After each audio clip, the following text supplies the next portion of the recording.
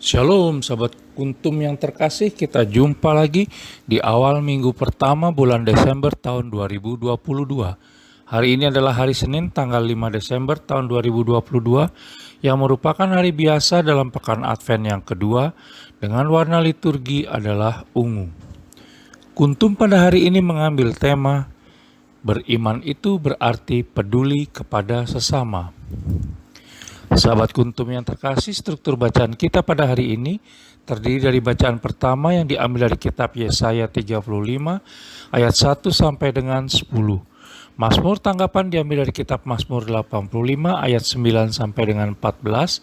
Bait pengantar Injil diambil dari kitab Yesaya 33 ayat 22. Dan bacaan Injil sendiri pada hari ini diambil dari Injil Lukas 5 ayat 17 sampai dengan 26.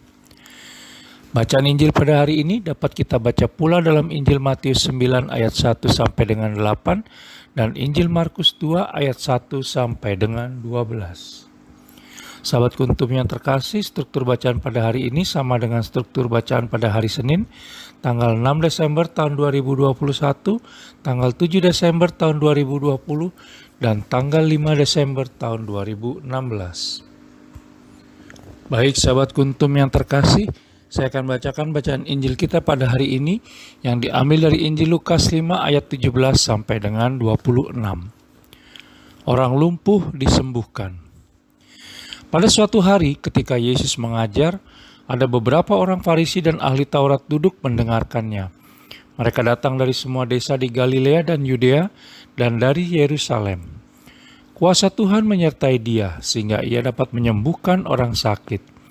Lalu datanglah beberapa orang mengusung seorang lumpuh di atas tempat tidur. Mereka berusaha membawa dia masuk dan meletakkannya di hadapan Yesus. Karena mereka tidak dapat membawanya masuk berhubung dengan banyaknya orang di situ, naiklah mereka ke atap rumah, lalu membongkar atap itu dan menurunkan orang itu dengan tempat tidurnya ke tengah-tengah orang banyak tepat di depan Yesus. Ketika Yesus melihat iman mereka, berkatalah ia, "Hai saudara, dosamu sudah diampuni." Tetapi ahli-ahli Taurat dan orang-orang Farisi berpikir dalam hatinya, "Siapakah orang yang menghujat Allah ini? Siapa yang dapat mengampuni dosa selain daripada Allah sendiri?" Akan tetapi Yesus mengetahui pikiran mereka, lalu berkata kepada mereka, "Apakah yang kamu pikirkan dalam hatimu? Manakah lebih mudah? Mengatakan dosamu sudah diampuni, atau mengatakan bangunlah dan berjalanlah? Tetapi supaya kamu tahu bahwa di dunia ini anak manusia berkuasa mengampuni dosa." Berkatalah ia kepada orang lumpuh itu, "Kepadamu kukatakan, bangunlah, angkatlah tempat tidurmu dan pulanglah ke rumahmu." Dan seketika itu juga bangunlah ia di depan mereka, lalu mengangkat tempat tidurnya dan pulang ke rumahnya sambil memuliakan Allah. Semua orang itu takjub, lalu memuliakan Allah dan mereka sangat takut. Katanya, "Hari ini kami telah menyaksikan hal-hal yang sangat mengherankan." Demikianlah sabda Tuhan, terpujilah Kristus. Sahabat kuntum yang terkasih, sebelum kita lanjutkan renungan kita pada pagi hari ini, jangan lupa menekan tombol like dan subscribe yang ada di bawah video kuntum ini, agar kuntum dapat terus berkembang semakin lebih baik di masa yang akan datang. Baik sahabat kuntum yang terkasih, mari kita lanjutkan renungan kita pada pagi hari ini. Apa yang bisa kita pelajari dari bacaan Injil pada hari ini yang diambil dari Injil Lukas 5 ayat 17 sampai dengan 26, di mana bacaan Injil pada hari ini cukup populer di kalangan umat yang berkisah tentang orang lumpuh yang diturunkan oleh para pengusungnya ke hadapan Yesus Kristus melalui atap rumah agar bisa disembuhkannya. Yang pertama, kita bisa belajar dari beberapa orang pengusung yang telah bersemangat mengusung dan membantu orang yang lumpuh untuk mendapat kesembuhan dari Yesus Kristus. Allah Tritunggal Maha Kudus ingin banyak orang mengalami cinta kasih dan keselamatannya seperti orang lumpuh tersebut, sehingga kita pun dipakainya seperti para pengusung tersebut untuk mengantar mereka yang sakit atau lumpuh agar dapat mengalaminya. Jangan sampai mereka yang sakit atau lumpuh dihalangi dengan berbagai alasan sehingga mereka tetap berada dalam situasi sulit. Apa yang dilakukan oleh para pengusung tersebut menunjukkan bahwa dalam beriman itu melibatkan banyak orang. Kita harus bekerja sama dan saling peduli satu sama lain. Tidak dapat hanya memikirkan diri sendiri karena kita diciptakan oleh Allah Tritunggal Maha Kudus untuk mencintai dirinya dan sesama pula.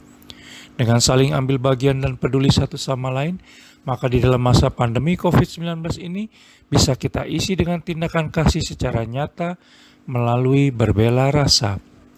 Kita tidak hanya sekedar menunggu kedatangan Yesus Kristus semata, tetapi kita bahkan mampu mendatangkan dan menghadirkan Allah Tritunggal Maha Kudus melalui kebaikan-kebaikan hidup yang kita lakukan setiap hari kepada sesama dan lingkungan dimanapun kita berada sebagai buah iman kepadanya.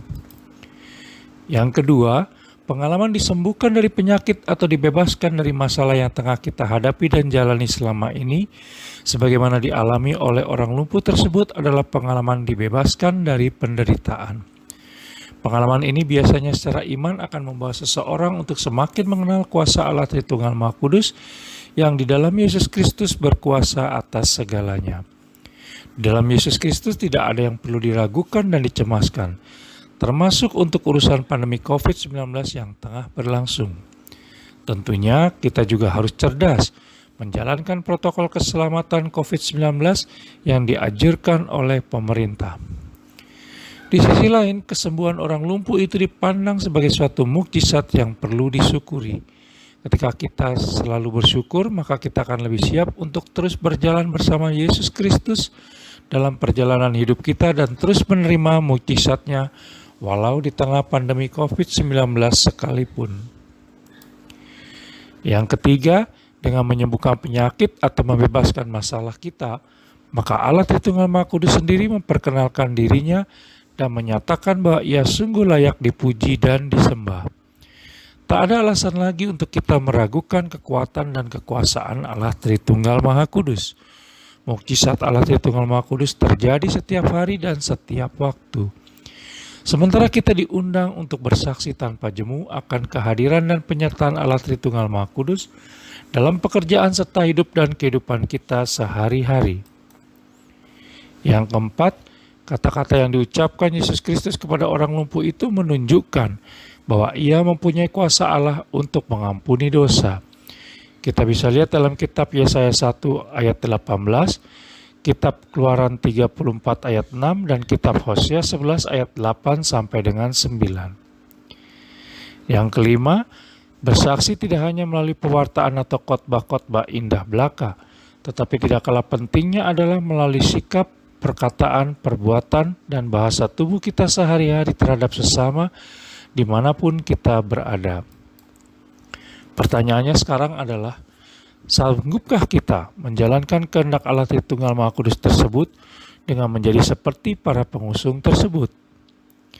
Sudahkah apa yang terucap dan tertampil dari hidup dan kehidupan sehari-hari kita telah menampilkan kabar baik kerajaan Allah dan bukan ingin menonjolkan kehebatan diri sendiri?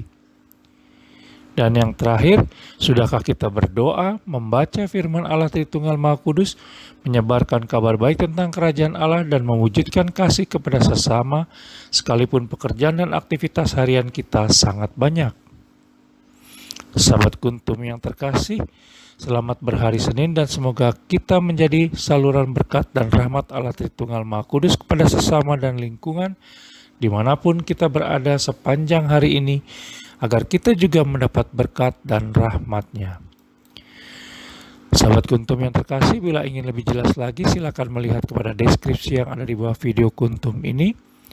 Dan jangan lupa untuk menekan tombol like dan subscribe yang ada di bawah video Kuntum ini agar Kuntum dapat terus berkembang semakin lebih baik di masa yang akan datang. Berbahagialah orang yang tidak berjalan menurut nasihat orang fasik, yang tidak berdiri di jalan orang berdosa, dan yang tidak duduk dalam kumpulan pencemooh. Tetapi yang kesukaannya ialah Taurat Tuhan, dan yang merenungkan Taurat itu siang dan malam. Kitab Mazmur 1 ayat 1 sampai dengan 2. Terima kasih, selamat pagi, dan salam.